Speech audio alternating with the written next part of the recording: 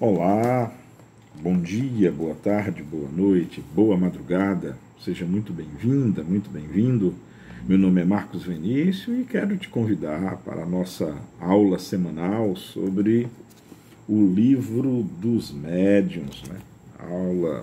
Obra maravilhosa, aliás. E hoje vamos à nossa aula de número 13, 13ª aula acerca dessa obra maravilhosa. E de cara, né, já indo imediatamente ao tema, vamos continuar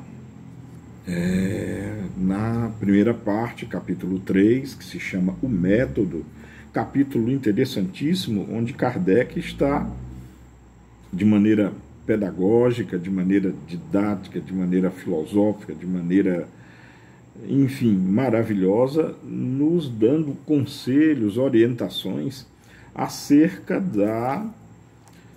do estudo, divulgação e mesmo de convencimento, de chamada de atenção, de convite a tantos quantos nós possamos desejar, né?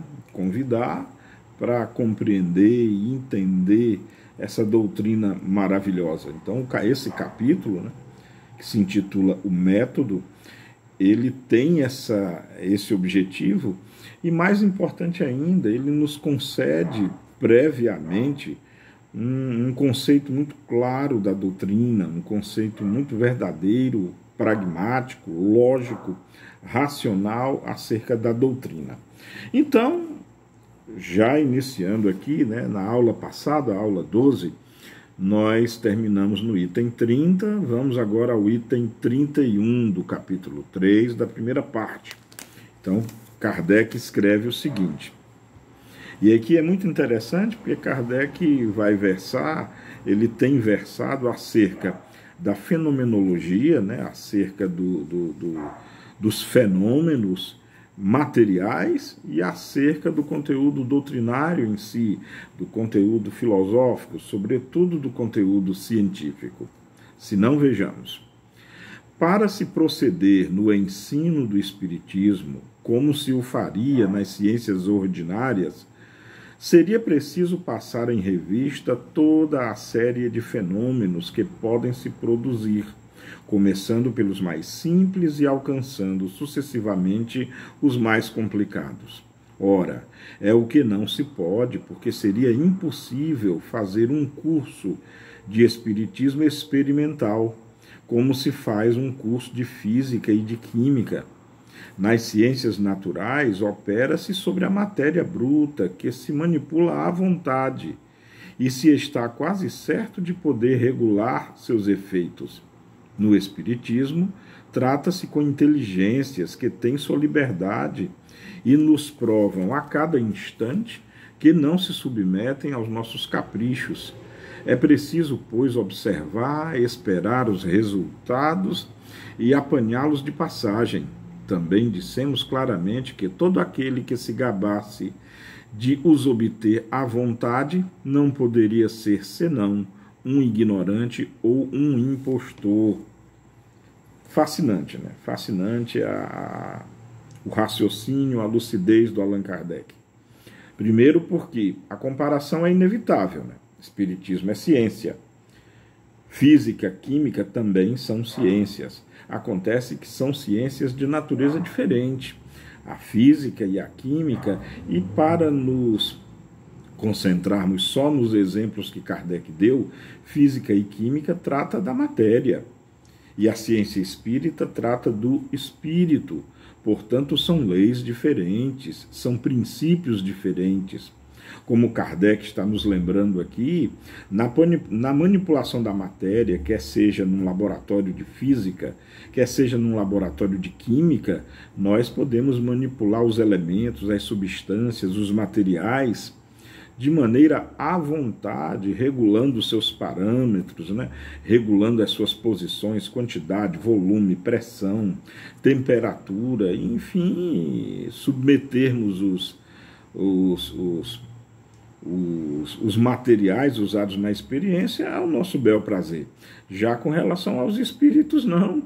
Os espíritos, aliás, somos nós. Nós somos espíritos também. Só que nós, né, eu, você que está me vendo e ouvindo agora, somos espíritos encarnados. Mesmo assim, temos as nossas vontades, temos os nossos quereres, né? Temos as nossas peculiaridades, a nossa personalidade, os nossos, enfim, toda uma gama de variáveis subjetivas que estão inerentes ao espírito consciente, inteligente e que é dono da sua vontade. Portanto, de maneira muito lúcida, Kardec está nos advertindo, sobretudo aquele que quer, e esse é o objetivo, nós vamos compreender ao longo da aula, né? Aqueles que querem compreender ou confirmar o Espiritismo pela experiência, vai encontrar muitos problemas, vai encontrar até uma possibilidade, pois nós estamos tratando com espíritos que não vão obedecer à nossa vontade, não vão obedecer aquilo que nós queremos, eles têm a liberdade de escolha deles, assim como nós temos também. Portanto, difere-se da química, da física, nesse aspecto. Muito interessante essa advertência já preliminar do Allan Kardec. E ele prossegue, né? Prossegue ainda no item 31. Por isso, ao espiritismo verdadeiro não se porá jamais em espetáculo e jamais subirá ao palco. Olha que bonito. Para o espiritismo verdadeiro, jamais se colocará em espetáculo nem subir ao palco. Há mesmo alguma coisa de ilógica em supor que os espíritos vêm desfilar e se submeter a investigação como objetos de curiosidade, né? Realmente seria até estranho isso. Os fenômenos, portanto, podem faltar quando deles se tem necessidade, ou se apresentar de maneira diferente daquela que se deseja. Ajuntemos ainda que, para os obter, é preciso pessoas dotadas de faculdades especiais, que são os médiuns, né? E que essas faculdades variam ao infinito segundo a aptidão dos indivíduos. Ora, como é extremamente raro que a mesma pessoa tenha todas as aptidões, há uma dificuldade a mais, porque seria preciso ter sempre sob a mão uma verdadeira coleção de médiuns, o que não é possível. Então, está aí bem claro. Para todo fenômeno espírita, que nós já percebemos e temos já conhecimento, olha que coisa interessante que Kardec nos lembra. Além de depender da vontade do próprio espírito, além de depender da disposição dele, de querer, de poder, enfim, de estar com vontade, de estar afim, como se diz, de participar desse processo, tem também a questão do médium, né? Tem a questão do médium, que é necessário a existência do médium, e é necessário que o médium tenha aquela ou aquela característica, aquela ou aquela habilidade necessária ou capacidade necessária em termos mediúnicos para servir de intermediário no processo mediúnico. Então percebamos que não é uma coisa simples, não é uma coisa ordinária. E Kardec continua, ainda no item 31. O meio de obviar, ou seja, de tornar óbvio esse inconveniente é muito simples, e é o de começar pela teoria. Por ela, todos os fenômenos são passados em revista, são explicados, podendo-se deles se inteirar, compreender-lhes a possibilidade, conhecer as condições nas quais podem se produzir e os obstáculos que podem encontrar. Então, qualquer que seja a ordem a qual são conduzidos pelas circunstâncias, não tem nada que possa surpreender. Esse caminho oferece ainda uma outra vantagem, a de poupar aquele que quer operar uma multidão de decepções. Premunido contra as dificuldades, pode manter-se em guarda e evitar adquirir experiências às suas próprias custas. Aqui Kardec começa a nos falar sobre o benefício da teoria, a estudar a teoria espírita, compreender os princípios, compreender as propriedades, compreender as leis que regem o fenômeno, compreender, enfim, como se desenrola todo e qualquer fenômeno mediúnico. Aí sim, você ganha um conhecimento prévio que vai lhe resguardar de decepções, de querer aquilo que não vai acontecer, vai prepará-lo e prepará-la para entender o processo, o que está acontecendo, vai fazê-lo e fazê-la entender o que acontece e o que não acontece. O que pode ser e aquilo que não pode ser. O que é esperado e aquilo que muitas vezes não é esperado. É como na ciência, né? Olha como realmente o Espiritismo ele segue o modelo científico.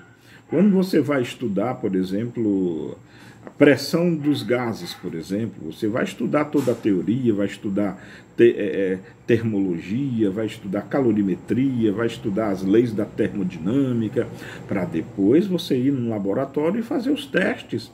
E vai comprovar aquilo que você estudou na teoria, sendo que com os espíritos, na experiência, nem sempre você pode comprovar, pois, diferentemente na experiência com os gases, para testificar-lhes os efeitos da pressão, com o espírito não se dá assim, com os espíritos não se dá assim, porque eles é quem decidem se vão participar ou não, eles é que vão ou não participar, eles que podem ou não participar, eles que sabem ou não participar. Então perceba que pela teoria não, pela teoria adquire-se um conhecimento puro, ilibado, desprovido de preconceitos, desprovidos de tendências que muitas vezes podem levar ao engano. Reflitam sobre isso. E Kardec continua. Depois que nos ocupamos com o Espiritismo, nos diria difícil dizer o número de pessoas que vieram junto a nós e entre estas quantas vimos permanecerem indiferentes ou incrédulas em presença de fatos os mais patentes e que não se convenceram senão mais tarde por uma explicação racional. Quantas outras estavam predispostas à convicção pelo raciocínio? Quantas, enfim, atenção para esse detalhe agora, quantas, enfim, foram persuadidas sem nada ter visto, mas unicamente porque haviam compreendido? É, pois, por experiência que falamos, e é também porque dizemos que o melhor método de ensino espírita é o de se dirigir à razão, antes de se dirigir aos olhos. É o que seguimos em nossas lições e não temos senão que nos aplaudir por ter adotado essa metodologia, por entender que a teoria ela convence porque ela explica. Se você olha só o fenômeno, aquilo ali vai ficar à guisa de espetáculo. Você pode dizer que é um truque, você pode dizer que é uma encenação, você pode dizer, porque você não entende o que está acontecendo. Agora, quando você vê o fenômeno, ouve o fenômeno e entende os princípios que o levam, os princípios que os carregam, os princípios embasados nos quais ele se verifica, aí é diferente, não resta mais nenhuma dúvida. A propósito, Kardec ainda dá uma observação aqui por último, é que nosso ensino teórico e prático é sempre gratuito. Como ocorre nas casas espíritas, né? O estudo do espiritismo, você não precisa desembolsar nenhum dinheiro, né? Bom, e Kardec continua assim, ele termina o item 31. No item 32, Kardec explica o seguinte, e vejamos que interessante. O estudo preliminar da teoria tem uma outra vantagem, qual seja a de mostrar imediatamente a grandeza do objetivo e a importância desta ciência. Aquele que se inicia por ver uma mesa girar ou bater está mais inclinado à zombaria, porque dificilmente imagina que de uma mesa possa sair uma doutrina regeneradora da humanidade. Tudo começou com aquelas mesas que giravam, que dançavam, que batiam, e daí se descobriu que essas mesas, né, ou cadeiras, estavam sendo manipuladas por inteligências, por espíritos, que já viveram assim como nós estamos vivendo também, e que trouxeram e que traziam relatos do mundo em que eles viviam e que vivem. E Kardec continua: nós sempre mencionamos que aqueles que creem antes de ter visto, porque leram e compreenderam, longe de serem superficiais, são, ao contrário, os que refletem mais, apegando-se mais ao fundo do que à forma. Para eles, a parte filosófica é a principal. Os fenômenos propriamente ditos são acessórios e dizem a si mesmos que, se os fenômenos não existissem, restaria, pelo menos, uma filosofia, a única que resolve problemas insolúveis até hoje, a única que dá ao passado do homem e ao seu futuro a teoria mais racional. Ora, eles preferem uma doutrina que explica a que nada explica ou que explica mal. Todo aquele que reflete compreende muito bem que se poderia fazer abstração das manifestações e que a doutrina não subsistiria, menos por isso. As manifestações vêm corroborá-la, confirmá-la, mas não lhes são a base essencial. O observador sério não as repele, mas, ao contrário, espera as circunstâncias favoráveis que lhe permitirão testemunhá-las. A prova do que dissemos é que, antes de ter ouvido falar das manifestações, muitas pessoas tiveram intuição dessa doutrina, que não fez mais do que dar corpo um conjunto às suas ideias. E aqui Allan Kardec reforça a importância da teoria, reforça ao fato de você procurar entender o que você vai ver, ou que possivelmente você vai ver ou ouvir.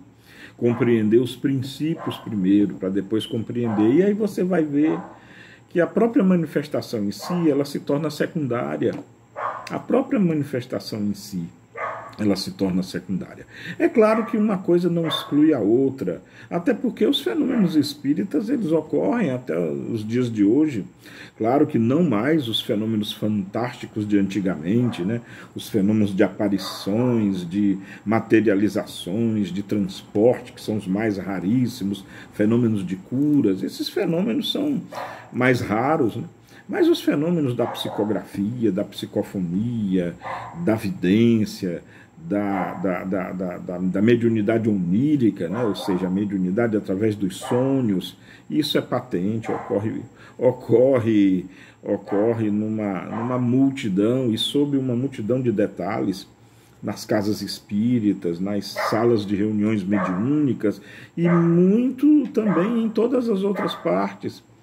Em muitos outros lugares, ocorre em muitos outros lugares, não só na casa espírita, ocorre em igrejas, em templos, em residências, ocorre em toda parte, nos hospitais, em cadeias, em corporações militares, ocorre em todos os lugares, pelo simples fato de que o espiritismo ele não é objeto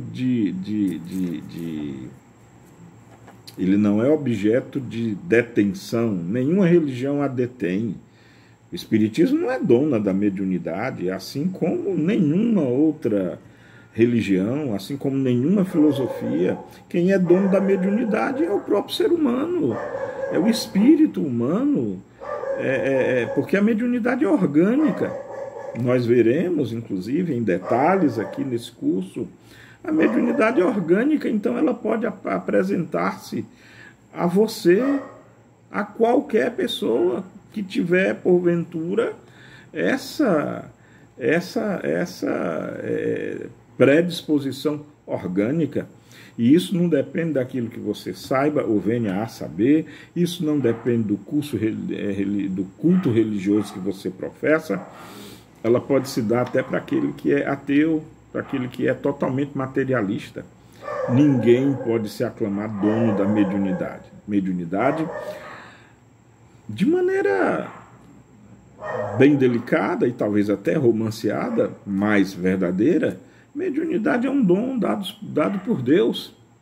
é inerente ao ser humano. Ninguém, ou nenhuma instituição, ou nenhuma corrente filosófica, religiosa ou institucional pode trazer para si o domínio dela, ou a patente dela, ou a sua jurisdição sobre ela.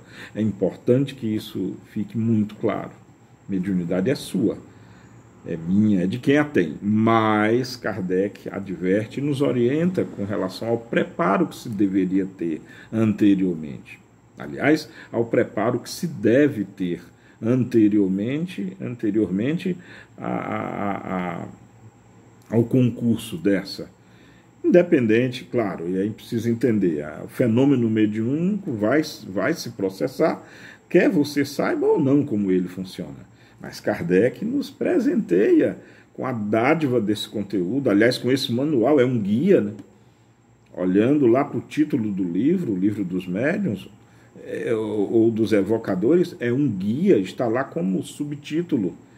Então, que possamos aproveitá-lo, né? Possamos aproveitá-lo porque, dentre outras coisas, é para o nosso bem.